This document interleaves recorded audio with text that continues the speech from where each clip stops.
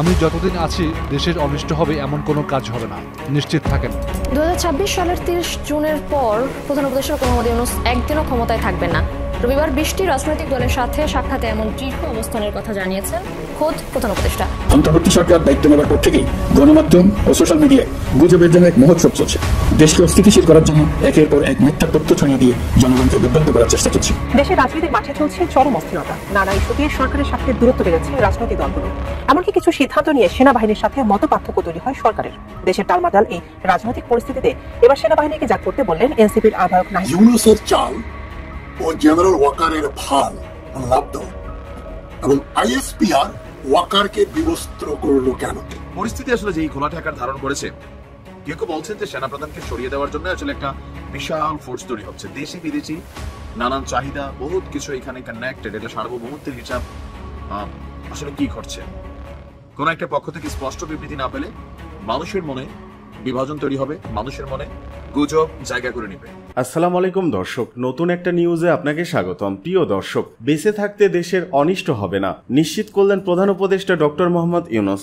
দেশবাসীর উদ্দেশ্যে ভাষণে যে গুরুত্বপূর্ণ বার্তা দিলেন ডক্টর ইউনূস, এ নিয়ে থাকছে বিস্তারিত প্রতিবেদন। এদিকে সেনাপ্রধানের উদ্দেশ্যে সাবেক উপদেষ্টা নাহিদ ইসলামের বার্তা।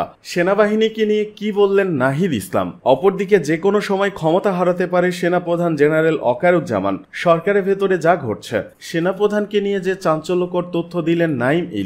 ভিডিওটি শুরু থেকে শেষ পর্যন্ত ধৈর্য সহকারে দেখে একটি লাইক দিয়ে সবাইকে শেয়ার করে দিন। আমাদের চ্যানেলে নতুন হলে চ্যানেলটি সাবস্ক্রাইব করে পাশে থাকা বেল আইকনে ক্লিক করে রাখুন। আমাদের ভিডিওটি আপনি বাংলাদেশের কোন জেলায় বসে দেখছেন বা শুনছেন সেটি অবশ্যই কমেন্ট বক্সে কমেন্ট করে জানিয়ে দিতে ভুলবেন না। অন্তর্বর্তী সরকার দায়িত্ব নেওয়ার পর থেকেই গণমাধ্যম ও সোশ্যাল মিডিয়ায় গুজবের জন্য এক মহোৎসব চলছে। দেশকে অস্থিতিশীল করার জন্য একের পর এক মিথ্যা তথ্য ছড়িয়ে দিয়ে জনগণকে বিভ্রান্ত করার চেষ্টা চলছে। অভিনব সব প্রক্রিয়ায় গুজব ছড়ানো হচ্ছে। এক ছবির সঙ্গে অন্য ছবি জড়িয়ে দেওয়া হচ্ছে। ঘটনা একটা, ছবি আরেকটা। এরকম ফটোকার্ড বানিয়ে অন্য দেশের ঘটনাকে এই দেশের ঘটনা হিসেবে চালিয়ে দিয়ে সোশ্যাল মিডিয়ায় তোলপাড় করে ফেলছে। যতই নির্বাচন কাছে আসবে এর রূপ আরো ভয়ঙ্কর হতে থাকবে। কারা এর পেছনে আছে, কেন আছে, তা আপনাদের সবারই জানা আছে। আমরা এই গুজব ও মিথ্যা তথ্যের প্রচারণা রোধ করতে জাতিসংঘের সহযোগিতা চেয়েছি। জাতিসংঘের মহাসচিব এর মোকাবেলায় আমাদের সহযোগিতা করবেন বলে আশ্বাস দিয়ে গেছেন। দেশবাসীকে আমি স্মরণ করিয়ে দিতে চাই যে জুলাই অভ্যুত্থানের প্রথম পর্ব সফলভাবে সমাপ্ত হয়েছে। প্রথম পর্বের সমাপ্তির মধ্য দিয়ে অভ্যুত্থানের দ্বিতীয় পর্ব শুরু হলো। সবসময় মনে রাখতে হবে, আমরা কিন্তু যুদ্ধাবস্থায় আছি।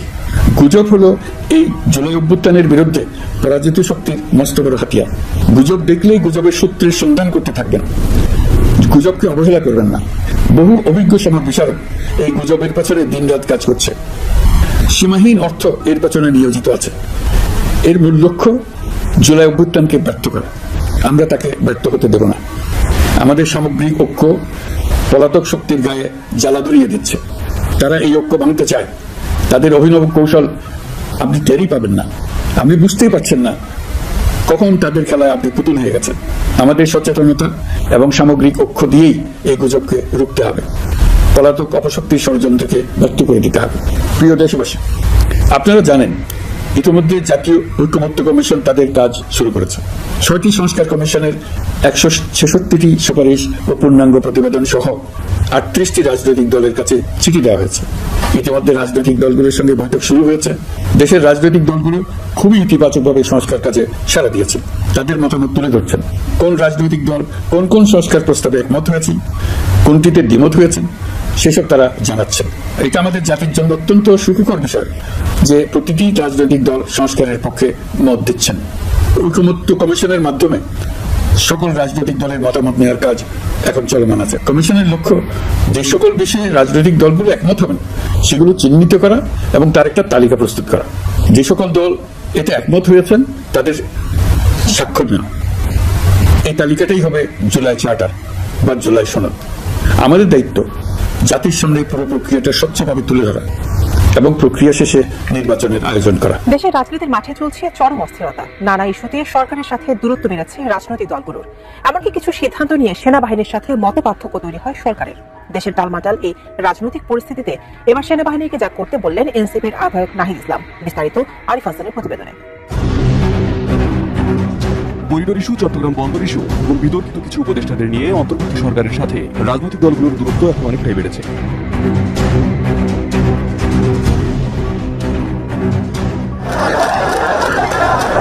সেই সাথে একের পর এক আন্দোলন, দাবি দেওয়া আর রাজনৈতিক চাপে চরমে উঠেছে রাজনৈতিক অস্থিরতা। এমনকি দেশের সার্বভৌমত্ব বিবেচনায় সরকারের কিছু সিদ্ধান্তের সাথে মতপার্থক্য দেখা দিয়েছে সেনাবাহিনীর। দেশের টালমাটালি পরিস্থিতি থেকে কাটিয়ে উঠতে একাধিকবার সেনাবাহিনীর পক্ষ থেকে দ্রুত নির্বাচনের কথাও বলা হয়েছে। RICL 10X, যুগের পর যুগ স্থাপনা থাকে মজবুত। আমরা দেশে একটা ফ্রি ফেয়ার এন্ড ইনক্লুসিভ একটা ইলেকশনের জন্য প্রতিপালিত হচ্ছি এবং তার আগে যে সমস্ত সংস্কার করা প্রয়োজন অবশ্যই সরকার এদিকে হেল্প করবেন। আমি যতবারই ডক্টর ইউনুসের সাথে কথা বলেছি, he completely agrees with me. There should be free, fair and inclusive election, and the election should be within December. All those who that get up প্রথমেই বলেছিলাম যে 18 মাসের মধ্যে। দেশের নির্বাচন প্রসঙ্গে সেনাবাহিনীর এমন বক্তব্যকে অনেকে দেশের রাজনীতিতে সেনাবাহিনীর হস্তক্ষেপ হিসেবে দেখছেন। এবার এ প্রসঙ্গে মন্তব্য করেছেন জাতীয় নাগরিক পার্টির আহ্বায়ক নাহিদ ইসলাম। আওয়ামী আমলে নির্বাচনগুলো আদালতে গিয়ে এক ধরনের বৈধতা নেওয়ার চেষ্টা করা হচ্ছে, নির্বাচনগুলোকে বৈধতা দেওয়ার চেষ্টা করা হচ্ছে। আমরা মনে করি যে এটা একটা বিশৃঙ্খলা তৈরি করবে। আওয়ামী আমলের সকল নির্বাচনকে কিন্তু আমরা ফ্যাসিবাদ বিরোধী সকল রাজনৈতিক দলই অবৈধ হিসেবেই ঘোষণা করেছি, অবৈধ হিসেবে আখ্যা দিই। ফলে সেই নির্বাচন নিয়ে বিশৃঙ্খলা তৈরি করার চেষ্টা না করে আমাদের স্থানীয় সরকার নির্বাচনের দিকে যাওয়া উচিত। স্থানীয় সরকার নির্বাচনের ফলে মাধ্যমে নাগরিক যে দুর্ভোগ সেটি আসলে দূর হবে। শনিবার এক সংবাদ সম্মেলনে 1/11-এর ঘটনা স্মরণ করিয়ে দিয়ে নাহিদ জানান, সেনাবাহিনীর সঙ্গে রাজনৈতিক সম্পর্ক গণতন্ত্র, রাষ্ট্র এবং প্রতিষ্ঠান হিসেবে সেনাবাহিনীর জন্য কখনো ভালো ফলাফল বয়ে আনেনি। সুতরাং যার যেটা কাজ, যার যেটা দায়িত্ব সেটাই পালন করা উচিত। আমাদের রাজনৈতিক ইতিহাস আমরা বিভিন্ন সময় দেখেছি, সেনাবাহিনীর সাথে রাজনীতির একটা সম্পর্ক কখনো কখনো তৈরি হয়। আমরা 1/11-এর ঘটনা জানি। এই সকল ঘটনা কিন্তু আমাদের গণতন্ত্রের জন্য, আমাদের রাষ্ট্রের জন্য এবং আমাদের সেনাবাহিনী প্রতিষ্ঠান হিসেবে কারোর জন্য কিন্তু কখনোই ভালো ফলাফল নিয়ে আসেনি। সম্প্রতি সেনাবাহিনীর পক্ষ থেকে প্রকাশিত 626 জনের তালিকা প্রসঙ্গে নাহিদ বলেন, এটা যদি আগে প্রকাশ করা হতো তাহলে জনগণের মনে কোনো ধরনের সন্দেহ তৈরি হতো না, প্রতিষ্ঠানের বিরুদ্ধে কথা বলার সুযোগ পেত না এবং সেনাবাহিনীকে দেশের সার্বভৌমত্বের প্রতীক উল্লেখ করে গণ অভ্যুত্থান ও তার পরবর্তী সময়ে সেনাবাহিনীর গুরুত্ব তুলে ধরেন নাহিদ। খুবই স্পর্শকাতর একটা ইস্যুতে আজকে কথা বলতে হচ্ছে। বর্তমানে বাংলাদেশের সার্বিক রাজনৈতিক প্রেক্ষাপট, অন্তর্বর্তী সরকারের সাথে আমাদের সেনাবাহিনীর যিনি প্রধান আছেন, সেনাপ্রধান জেনারেল ওয়াকারুজ্জামানের মধ্যে একটা অন্তর্দ্বন্দ্ব চলছে, অথবা আমরা বলতে পারি তৈরি করা হয়েছে।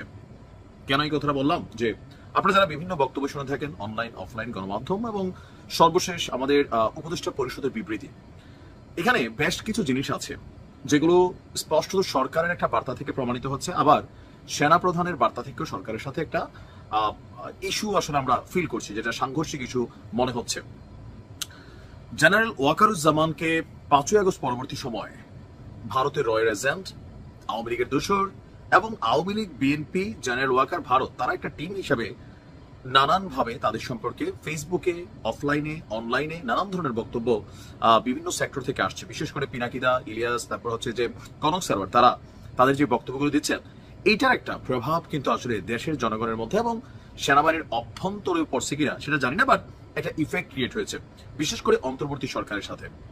কেউ কেউ বলার চেষ্টা করছেন যিনি আমাদের জাতীয় নিরাপত্তা উপদেষ্টা, এই পদটা আসলে বাংলাদেশে ছিল না, তো এটা সম্প্রতি তৈরি করা হয়েছে এবং যিনি এই পদটাতে আছেন তিনি সেনা প্রধানকে পাশ কাটিয়ে সেনাবাহিনীর আরেকজন ঊর্ধ্বতন কর্মকর্তার সাথে আসলে বিভিন্ন বিষয়ে যোগাযোগ করেন। আবার নির্বাচন ইস্যু থেকে মানবিক করিডোর ইস্যু, বিভিন্ন ইস্যুতে সেনাপ্রধানের যে বক্তব্য সেটা সরকারের সাথে সাংঘর্ষিক, কারণ সরকার ডিসেম্বরে নির্বাচন দিবে না, এটা তো একদম পরিষ্কার। যেখানে বলা হচ্ছে যে জুনের একদিন পরে তিনি থাকবেন না, তার মানে নির্বাচনটা জুনের দিকে যাবে। বাট সেনাপ্রধান যখন বলছেন যে 26শে জানুয়ারি 2026 জানুয়ারি রাজনৈতিক সরকারের হাতে ক্ষমতা যাবে, পাশাপাশি ডিসেম্বরের মধ্যে নির্বাচন হতে হবে, মানবিক করিডোর ইস্যুতে, যেটা সেনাবাহিনীর সাথে কিন্তু কানেক্টেড। আমি জানি না সেনাবাহিনীর আইন কানুন ভালো করে যে সেখানে আসলে এই ধরনের কথা বলার এখতিয়ার আছে কিনা, তবে এতটুকু জায়গা আবার আমি বুঝি, ধরেন যদি কোনো দেশের সাথে যুদ্ধ হয় সেখানে কিন্তু লড়াই করবে আমাদের সেনারা। সো সেনা পরিবারের প্রধান হিসাবে তিনি তার জায়গা থেকে এই ধরনের কথা বলার হয়তো অধিকার থাকতেও পারে। রাজনৈতিকভাবে আসলে এটার ব্যাখ্যা বিশ্লেষণ কি জানি না, কারণ আমাদের রাজনৈতিক নেতারা তো যুদ্ধে চলাবেন না, তারা যাবেন না, তারা দেশ ছেড়ে পালাবেন অথবা খুব ফুললি সিকিউরড হিসেবে তারা থাকবেন, সীমান্তে লড়াই করবে আমাদের সেনাবাহিনীকে লড়তে হবে বা বিজেপিকে লড়তে হবে। তো সেই ক্ষেত্রে সেনাবাহিনী হয়তো মন্তব্য করতেও পারে, একটা পয়েন্ট অফ ভিউতে এরকমও মনে হচ্ছে। আবার নির্বাচন একটা একটা জাতীয় দাবি এই মুহূর্তে দেশে সবচেয়ে বড় জনগোষ্ঠী রাজনৈতিকভাবে যারা ক্ষমতার দিকে ধাবিত হতে যাচ্ছেন বিএনপি, তাদের প্রধান থেকে শুরু করে দলটির একদম রুট লেভেলের যারা নেতাকর্মীরা আছে তারাও নির্বাচন দাবি করছেন। সো সেনাপ্রধানের এই দাবিগুলো কেউ কেউ বলছেন যেগুলো গণদাবি, বা সরকারের পয়েন্ট অফ ভিউতে উপদেষ্টা পরিষদের বিবৃতিতে যেটা বলা হয়েছে যে এখতিয়ার বহির্ভূত বিবৃতি প্রদান, এই কথাটা বেসিক্যালি ঘুরিয়ে পেঁচিয়ে হোক এটা আমাদের সেনাপ্রধানকেই বোঝানো হয়েছে। তো এখন এই যে একটা কনফ্লিক্ট আমরা দেখছি, আবার আমাদের সেনাপ্রধান বলছেন তিনি অভিভাবকবিহীন। এই শব্দগুলো কিন্তু প্রত্যেকটা মিনিং আছে, এটা মিনিং আছে। তো এই জিনিসগুলো দেখে প্লাস অনলাইনের ফোর্স বলেন, সরকারের মধ্যে থাকা ফোর্স বলেন, আবার এনসিপির মধ্যে যারা অনলাইন এনসিপি সরকার একটা টিম হিসেবে কাজ করছেন, তাদের প্রত্যেকের সঙ্গে সেনাপ্রধানকে সরিয়ে দিয়ে সেখানে নতুন কাউকে নিয়োগ দিলেই হয়তো পরিস্থিতি বদলাবে, এমন ধরনের একটা পরিস্থিতি তৈরির চেষ্টা চলছে। ইভেন সরকারের ভিতরে থাকা উপদেষ্টা আসিফ তিনি এই কথা বলতে পারেন কিনা সেটাও আসলে আমার জানা নেই, যে তিনি সেনাপ্রধানকে নিয়ে একটা বক্তব্য দিয়েছিলেন যে বুকে পাথর চাপা দিয়ে তিনি বলছিলেন যে আওয়ামী লীগের কি একটা বক্তব্য দিয়েছিলেন। অপরদিকে হাসনাত আব্দুল্লাহর বক্তব্য, তার মানে আমরা যদি দেখি এবিসি জামাত একটা গতকালকে থেকে তাদের অবস্থান থেকে সরে আসছে। তো সকল কিছু মিলিয়ে সেনাপ্রধানকে কি আসলে সরিয়ে দেওয়ার কোনো পরিকল্পনা চলছে? নানান আয়োজন আছে, নানান বক্তব্য শুনছি আমরা, তবে আসলে সেনাবাহিনীর তরফ থেকে কোনো সরাসরি বক্তব্য না পাওয়ায়, সরকারের পক্ষ থেকে সরাসরি কোনো বক্তব্য না পাওয়ায় একটা অস্পষ্টতা, অথবা অনলাইনে আসা নিউজগুলোর মাধ্যমে যারা যাদের অনুসারী সেখান থেকে কিন্তু একটা প্রতিক্রিয়া বা বিভাজন তৈরি হচ্ছে। বাট দিন শেষে আমি মনে করি সেনাবাহিনী আমাদের অহংকার, সেনাবাহিনী আমাদের গর্ব। এবং জেনারেল ওয়াকারুজ্জামান সম্পর্কে আমি এখন পর্যন্ত ব্যক্তিগত মতামত বারবার আমি বলছি যে তেমন কোনো কিছু আমার কাছে ওনার কথাবার্তায় মনে হয় নাই যেটা অ্যাগ্রেসিভ কোনো ইস্যু কাজ করছে। তারপরে সরকারের পয়েন্ট অফ ভিউতে বা আর্মির রুলস রেগুলেশন যদি সেখানে ওভারটেক হয়, সেটা হয়তো সেটার জন্য তিনি তার জবাবদিহিতা দিবেন।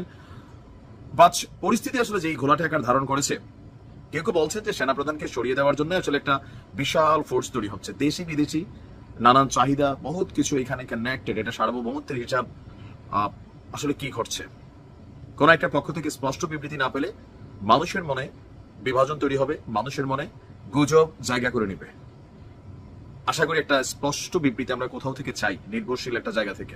ভারতীয় আধিপত্যবাদ নিয়ে চিন্তিত প্রধান উপদেষ্টা, মন্তব্য মান্নার। প্রধান উপদেষ্টা অধ্যাপক মোহাম্মদ ইউনূসের সঙ্গে বৈঠক শেষে বেরিয়ে নাগরিক ঐক্যের সভাপতি মাহমুদুর রহমান মান্না বলেছেন, প্রধান উপদেষ্টা বলেছেন, ভারতীয় আধিপত্যবাদের কারণে দেশ বড় সংকটের মধ্যে রয়েছে, এজন্য পুরো জাতিকে ঐক্যবদ্ধ থাকা দরকার বলে প্রধান উপদেষ্টা মনে করছেন। রাষ্ট্রীয় অতিথি ভবন যমুনায় রোববার বিকেল থেকে মাহমুদুর রহমান মান্না সহ কয়েকটি রাজনৈতিক দলের নেতাদের সঙ্গে বৈঠক করেন প্রধান উপদেষ্টা। ওই বৈঠক শেষে যমুনা থেকে বের হয়ে রাতের সাংবাদিকদের সঙ্গে কথা বলেন নাগরিক ঐক্যের সভাপতি। রাষ্ট্রীয় অতিথি ভবন যমুনায় বিভিন্ন রাজনৈতিক দলের নেতাদের সঙ্গে বৈঠক করেছেন প্রধান উপদেষ্টা অধ্যাপক ডক্টর মোহাম্মদ ইউনূস। রোববার বিকেলে এই বৈঠক শুরু হয়। মাহমুদুর রহমান মান্না বলেন, তিনি আলোচনা শুরু করেছেন, এই কথা বলেছে, আমরা অনেক বড় সংকটের মধ্যে আছি। এই সংকট বলতে উনি ভারতীয় আধিপত্যবাদের ষড়যন্ত্রের কথা বলেছেন। ভারতীয় আধিপত্যবাদ আমাদের এই পরিবর্তনকে একেবারেই স্বীকার করতে চায় না, পারলে আমাদের একদিনে ধ্বংস করে দিতে চায় এবং সেই জন্য যা যা করবার দরকার সব তারা করছে। এই ছিল তার কথা। মান্না জানান, বৈঠকে তারা প্রধান উপদেষ্টাকে রাজনীতি সম্পৃক্ত হওয়ার জন্য বলেছেন, সেই সঙ্গে নির্বাচনের তারিখ, নির্বাচনের রূপরেখা এবং কিভাবে নির্বাচন করতে চান তা প্রধান উপদেষ্টার বলা উচিত বলেও তাকে জানিয়েছেন।